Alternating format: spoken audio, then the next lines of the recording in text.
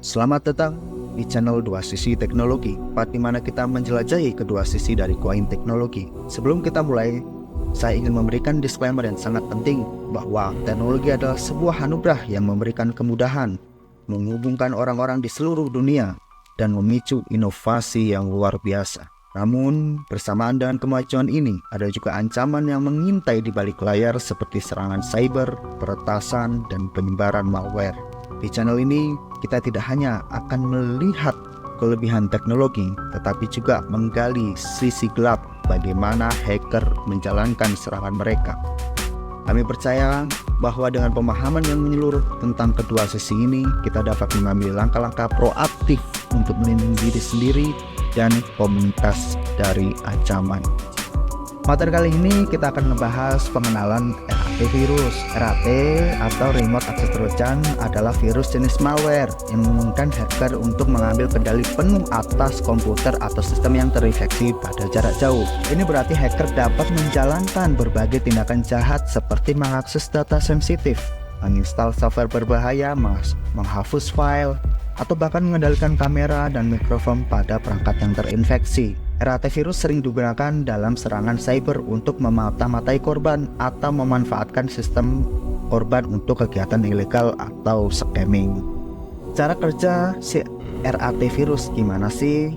Oke, yang pertama, infeksi awal. RAT virus biasanya memasuki sistem operasi melalui phishing, download file yang terinfeksi, atau eksploitasi celah keamanan dalam sistem operasi atau aplikasi. Yang kedua, pengambil alihan sistem. Setelah masuk, RAT virus ini mencari cara untuk mengambil kendali penuh atas sistem, memungkinkan hacker masuk dan keluar kapan saja tanpa diketahui pengguna. Selanjutnya, fungsi-fungsi tambahan. Selain pengendalian sistem, RAT virus juga digunakan untuk mencuri informasi pribadi, merekam aktivitas pengguna, dan bahkan mengeksploitasi perangkat tersebut seperti kamera ataupun mikrofon. Baik, seperti yang saya sampaikan tadi, kali ini di sini sudah ada aplikasi RAT yang dimana hacker selalu menggunakan ini dengan versi yang mungkin lebih terbarukan. Saya mendapatkan ini untuk uji coba ya, bahwa untuk mengeksplorasi dua sisi teknologi yang saya ucapkan sebelumnya. Nah, sekarang kita bisa di sini mengontrol HP. Nah, kebetulan ini adalah HP pribadi saya dan saya akan kontrol, dan saya sudah menginstalnya tadi. Nah, prosesnya sederhana. Kita bisa, yang pertama adalah, yang paling berbahaya adalah mirroring screen. Nah, di sini artinya HP kita sudah bisa termirror. Jadi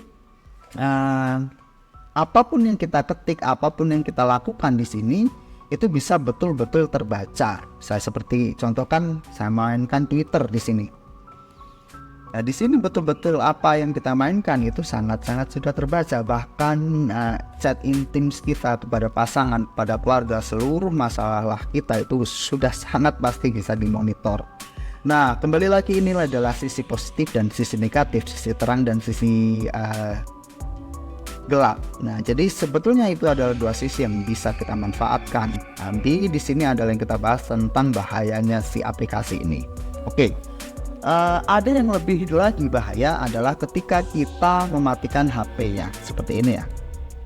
Ini HP-nya otomatis mati, dan saya akan menggunakan handphone saya satunya untuk mengasih tahu bahwa dengan kondisi mati, si sistem ini bisa membuka kunci tersebut. Ini ya. Saya coba buka kuncinya, saya videokan di sini. Nah, itu seperti itu. Saya ulangi lagi, mungkin lebih menarik ya. Oke, saya matikan dulu di sini. Kemudian dibuka. Prosesnya seperti itu. Dia akan langsung otomatis kebuka. Itu saya sudah coba videokan. Dan hebatnya dalam sistem ini ya, HP yang dimatikan pada posisi malam, di posisi malam hari, kemudian kita hidupkan seperti ini, dia akan ngebaca pelan-pelan. Ini adalah password handphone saya tidak ketik apapun di sini. saya tidak ketik apapun di sini. Sedemikian, kita anggap ini adalah kejadian di malam hari, seperti itu ya. Jadi kejadian di malam hari dia bisa membuka dengan sendirinya. Nah, seperti itu kurang lebih.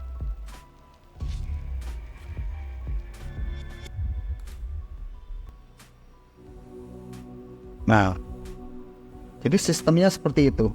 Ya, dia bisa buka dengan sendirinya. Dia belajar sekali, 2 kali salah, 3 kali salah, dia akan terus belajar. Ini saya coba matikan, saya juga hidupkan lagi, dan saya buka di sini seperti ini. Saya tidak sentuh apa-apa.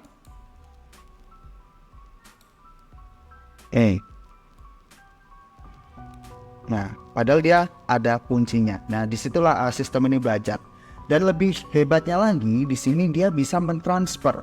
Nah, jadi ketika kita tidur ataupun ketika kita melakukan aktivitas, dia bisa melakukan blok dengan tulisan misalnya update software.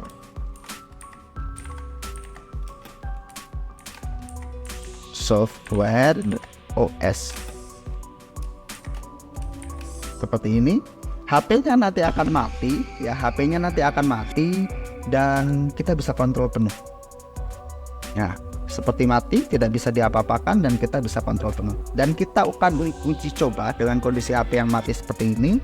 Kita akan uji coba untuk mentransfer. Nah, jadi dia juga bisa membaca keylogger di sini. Di sini ada menu namanya keylogger, silakan nanti dicek. Keylogger. Nah, dia bisa membaca semua password yang ada di sini. Nah, kita masuk di sini ke aplikasi Dana. Kita masuk ke aplikasi Dana. Nah, ini handphonenya mati loh, saudara. Semuanya handphonenya mati di sini. Nah, kita klik transfer, memang gambarnya seperti ini. Kita klik transfer. Oke. Nah, kemudian di sini masih terlihat blank. Kita menggunakan satu software lagi atau satu fitur lagi namanya Reader.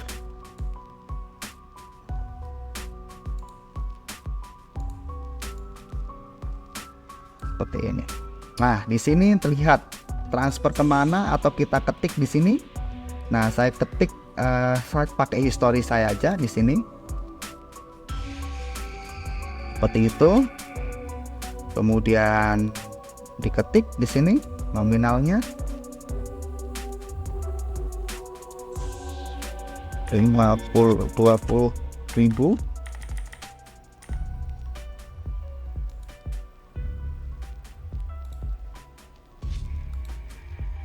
Tuh, bisa kita tulis 20.000 atau kita tulis di sini 20. Nah, dalam sistem dia sebenarnya udah hitam, tapi ada masih hacker itu bisa memiliki dengan UI-nya seperti ini. Oke, kirim uang dan handphonenya mati. Nah, kemudian kita lanjut.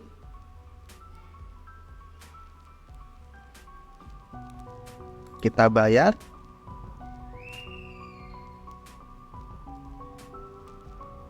Dan tadi sudah terrecord sebelumnya, kita tahu passwordnya. Nah, atau ketika dia sudah sama handphonenya, nah, kirim uang sukses. Kita buka bloknya, teman-teman. Kita buka bloknya di sini.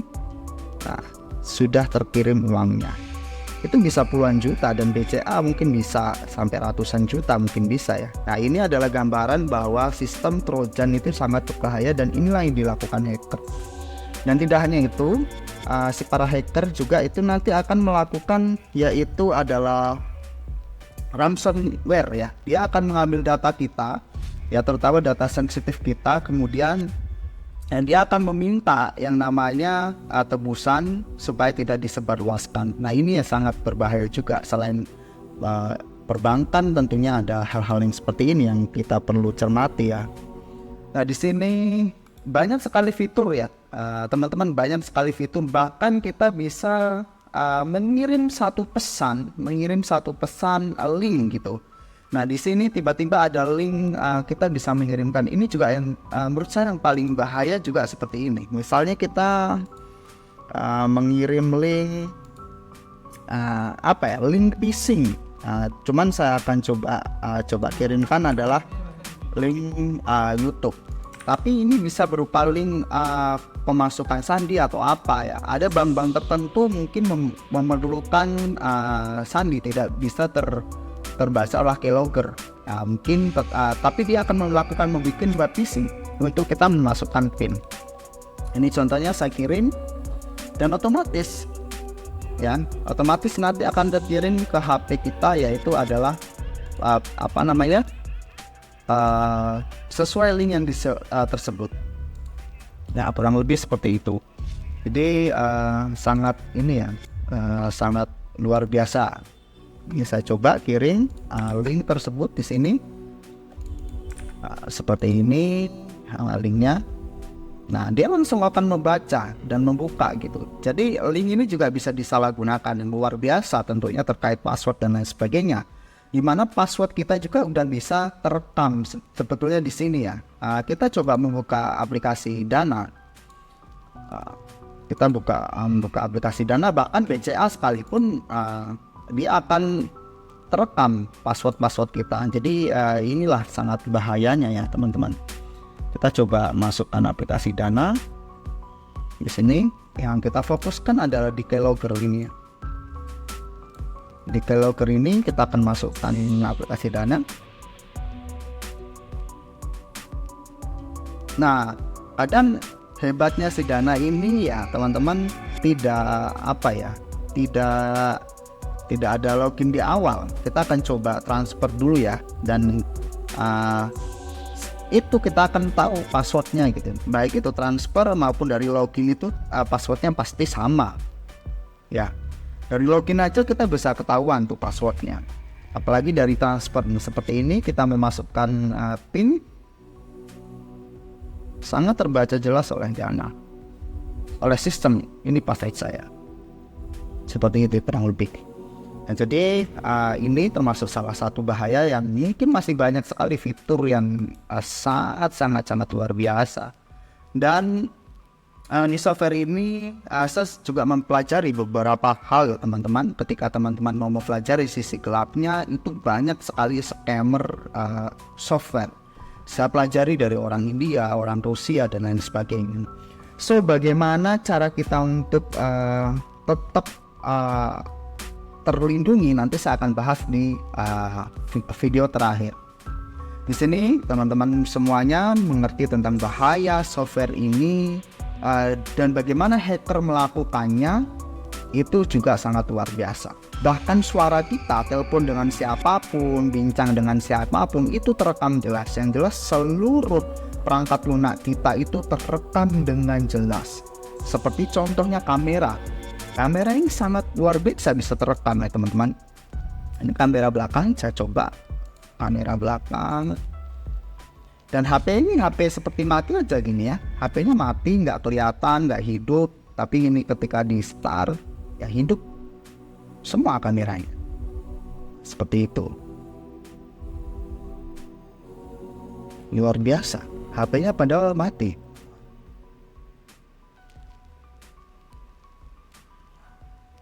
Nah, ini adalah sisi terang dan gelapnya teknologi. Jadi ada beberapa fitur yang mungkin lebih dahsyat lagi dan banyak sekali. Jadi mungkin itu yang bisa saya sampaikan terkait pengoperasian bagaimana si hacker itu melakukan attack dan bagaimana dia melakukan spy, HP-nya dimatikan, kemudian dia bisa mengoperasikan bahkan sampai bisa mentransfer. Nah, itu hal-hal yang perlu kita hindari adalah bersifat skeptis. Jadi teman-teman di sini harus bersifat skeptis. Skeptis itu adalah bersifat setiap ada aplikasi atau apapun itu dengan bagaimanapun itu tidak tidak tertarik gitu, dan ya mending negatif aja dengan hal-hal kayak gitu semuanya. Dari situ semoga yang nonton video ini baik itu user ataupun dari sisi terang maupun sisi gelap, ya itu yang bisa saya sampaikan. Terutama dari sisi gelap juga scammers untuk dalam software ini sangat dan amat banyak sekali. Jadi harap hati-hati dan jangan coba untuk melakukan melakukan kegiatan yang melanggar hukum di Indonesia. Ya, jadi saya hanya menyampaikan bagaimana si hacker itu melakukannya dan bagaimana kita harusnya waspada, dan ini dengan seperti ini kita tahu bahayanya, kita harus segera bersikap selektif. Install antivirus, apapun itu, Smartdav ataupun yang gratisan gitu, install semuanya dan pastikan update softwarenya yang terbaru. Update Androidnya yang terbaru, ada rezeki. Update HP-nya tidak ada rezeki, update softwarenya, pasang antivirus. Itu adalah kunci. Jangan lengah tentang antivirus dan update software terbarukan. Terima kasih. Itu dari dua sisi teknologi. Semoga bermanfaat kepada semuanya. Wassalamualaikum warahmatullahi wabarakatuh.